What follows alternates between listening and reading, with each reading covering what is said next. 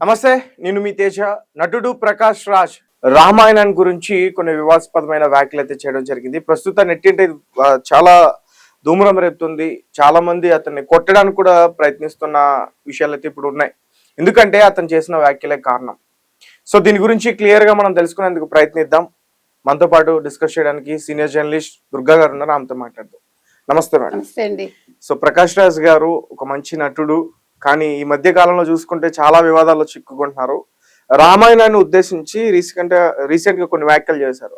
రాముడు పండ్ల దొంగ అని, అసలు రాముల వారికి అలాగే రావణాసుడికి గొడవ జరిగింది పండ్లు దొంగతనం వల్లే అని, ఇలా ఇటువంటి మాటలని మాట్లాడారు. ఎలా చూడాలంటారు వీటి? అంటే అసలు ప్రకాష్ రాజ్ పర్వర్షన్ ఇదంతా కూడా నన్ను అడిగితే. ఇప్పుడు ఆయన కొత్తగా ఏమైనా పేరు తెచ్చుకోవాలా ప్రకాష్ రాజు? నాకు అర్థం కాల. ఇప్పుడు ప్రకాష్ రాజుని మనందరం కూడా ఒక మంచి నటుడుగా గౌరవిస్తాం. మరి ఆ గౌరవాన్ని ఎందుకు కాపాడుకోరు ఈయన? ఇప్పుడు మీరు ఇతను ఎవరు, రామ్ గోపాల్ వర్మ, ఒకప్పుడు మంచి డైరెక్టర్, పర్వర్టెడ్ అయిపోయి ఇవాళ రామ్ గోపాల్ వర్మ అంటే ఒక కామెడీ పీస్ అయ్యాడా లేదా? ప్రతి వాళ్ళకి ఇంటర్వ్యూస్ ఇస్తూ ఉంటాడు, ఏదో వ్యాఖ్యానం చేస్తూ ఉంటాడు. ఇలాగే సీత గురించో ద్రౌపది గురించో రాముడి గురించో ఆయన కూడా వ్యాఖ్యానాలు చేస్తూ ఉంటాడు. అంటే వీళ్ళకి మెంటల్ గా ఇంబ్యాలెన్స్డ్ పర్సన్స్ గా అయిపోతున్నారు, బ్యాలెన్స్ తప్పుతున్నారు. అది మనకు అర్థమవుతుంది. కాకపోతే ఏంటంటే ఇక్కడ కొన్ని క్వశ్చన్స్ మాత్రం రేజ్ అవుతున్నాయి మనకి. రామలక్ష్మణులు ఉత్తరాది నుంచి వచ్చారు. ఇతను ఎవరు, రావణుడు దక్షిణాది వాడు. వీళ్ళు ఉత్తరాది నుంచి వచ్చినప్పుడు ఒక పొలంలోకి ప్రవేశించారు. పొలంలో పండ్లు దొంగతనం చేశారు. పొలంలో దొంగతనం చేస్తారా, తోటలో దొంగతనం చేస్తారు? ఆయన పొలం అన్నట్టున్నాడు, నేను అందుకని అంటున్నాను. మామూలుగా తోటలు వేరు, పొలం అంటే వరి పండుతుంది, లేదు కొన్ని వేరుశనగ, ఏవో రకరకాలుగా చెరకు ఏవేవో పండుతాయి. సో ఆయన చెప్పదలుచుకుంది ఏంటంటే తోటలో ప్రవేశించారు. మరి ఏ పళ్ళు దొంగతనం చేశారో చెప్పలేదు ఆయన. మరి ఏ సీజన్ లో వచ్చారో వాళ్ళు. సీజనల్ ఫ్రూట్సే కదా. ఇప్పుడంటే మనకి అన్సీజనల్ ఉన్నాయి, అప్పుడు అట్లా కాదు, అన్ని సీజనల్ ఫ్రూట్సే ఉండేవి. అంటే మా చిన్నప్పుడు కూడా సీజనల్ ఫ్రూట్సే మాకు తెలుసు, మా తరం వరకు కూడా. అందుకని నేను అంటున్నాను. సో వాళ్ళు దొంగతనం చేశాక ఆ పొలం ఎవరిదని తెలుస్తుంది. అది రావణుడనే గిరిజనుడిది. ఇక్కడ నాకు ఒక మంచి ఆలోచన ఏమొచ్చిందంటే, రావణుడు బ్రాహ్మణుడు, మీకు తెలుసు, సద్బ్రాహ్మణుడు, ఆయన నిష్ఠాగరిష్ఠుడు, ఇవన్నీ అందరికీ తెలిసిన విషయం, శివభక్తుడు. మరి ఇవాళ దక్షిణాదిలో ఉండే బ్రాహ్మిన్స్ అందరూ ట్రైబల్సా? సో వీళ్ళు ఎస్టీ కిందకు వస్తారు. He has to say that కదా. ఇదే చాలా బాగుంది కదా. ఎందుకంటే అందరూ బ్రాహ్మిన్స్ మీద పడి తిట్టిపోతున్నారు కదా, వీళ్ళే అన్ని దోచుకుపోతారని. సో గొడవ లేదు అప్పుడు. ఇప్పుడు ఎవరు బ్రాహ్మిన్స్ తిట్టక్కర్లే. ట్రైబల్స్ అంటే ఎవరు తిట్టడానికి అధికారం ఉండదు. సో పెరియార్ రామస్వామి సిద్ధాంతం అంతా తప్పైపోతుంది. చూసారా ఒక మాట ఎన్ని ప్రశ్నలకి తావిచ్చిందో. తర్వాతట ఎవరు, శూర్పణఖ వచ్చిందిట, ఎంత $2000 జిఎస్టీతో కలిపి అడిగిందిట ఆ పళ్ళకి. అంటే వ్యంగ్యం కాబట్టి డాలర్లు అన్నాడు ఆయన. అంటే ఉత్తరాది నుంచి వస్తే దక్షిణాది వాళ్ళు డాలర్లు వాడుతున్నారా? ఇప్పుడు వాళ్ళ సిద్ధాంతానికి అది మరి నెగిటివ్ కదా. అది ఇప్పుడు లెఫ్టిస్టులు అగ్రదేశాలను ఒప్పుకోరు కదా, మరి డాలర్లను ఎలా వాడతాడు?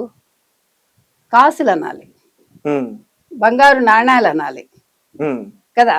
అది కూడా తప్పే. అంటే ఒకటి చెప్పేటప్పుడు మనం ఆథెంటిక్ గా చెప్పాలి.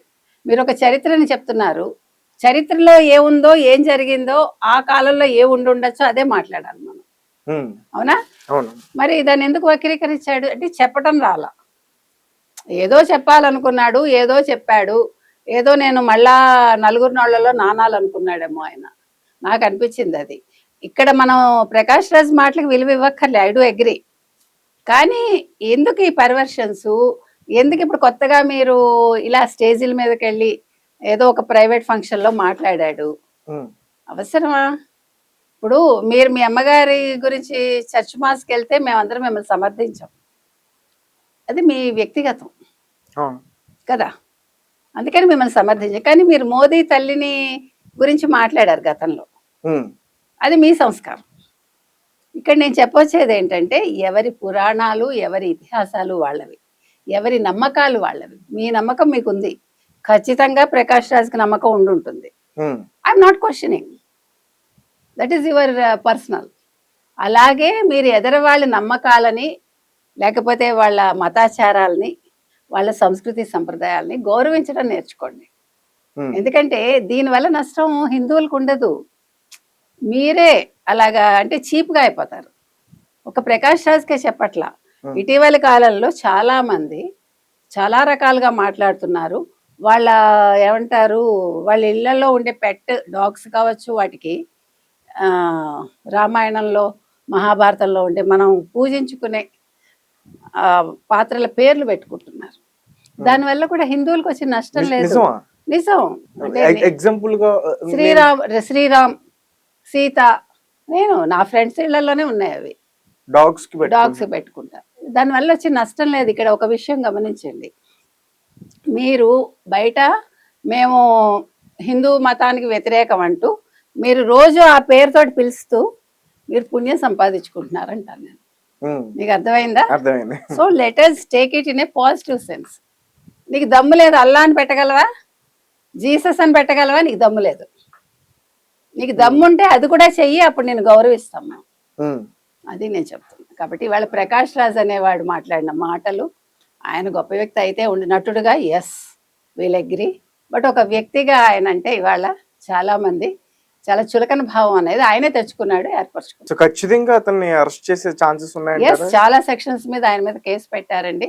అరెస్ట్ చేయాలి, ఎందుకంటే దీని మీద చాలా ఒక ముఖ్యమైన చట్టం రావాలి. ఇప్పుడు ఎలాగైతే మనం వేరే మతాచారాలని కానీ వాటిని ద్వేషిస్తే ఏ రకంగా ఉన్నాయో చట్టాలు, అలా హిందూ మతానికి సంబంధించి, ఎందుకంటే 100 కోట్ల పైగా హిందువులు ఉన్న భారతదేశంలో కొద్ది మంది ఈ రకంగా మాట్లాడగలుగుతున్నారంటే మంచితనాన్ని చేతకాంతనంగా అనుకుంటున్నారు. కాబట్టి ఆ మంచితనం చేతకాంతనం అని అనుకోకుండా ఉండాలంటే కొన్ని అరెస్టులు జరిగితే కొంచెం బుద్ధి వస్తుందేమో. అరెస్ట్ కూడా ఖచ్చితంగా జరగాలి, లేదంటే అతనికి ప్రాణహాని కూడా ఉండే అవకాశం. లేదండి, హిందువులు ఏమి అలాంటి పనులు చేయరు. ఇలా ముస్లిమ్సా లేదా క్రిస్టియన్సా పడి చంపడానికి? వాళ్ళు చాలా, వాళ్ళకి సహనం ఎక్కువ, అలాంటి పనులు చెయ్యరు వాళ్ళు కాకపోతే అరుస్తారు, కేసులు పెడతారు అంతే.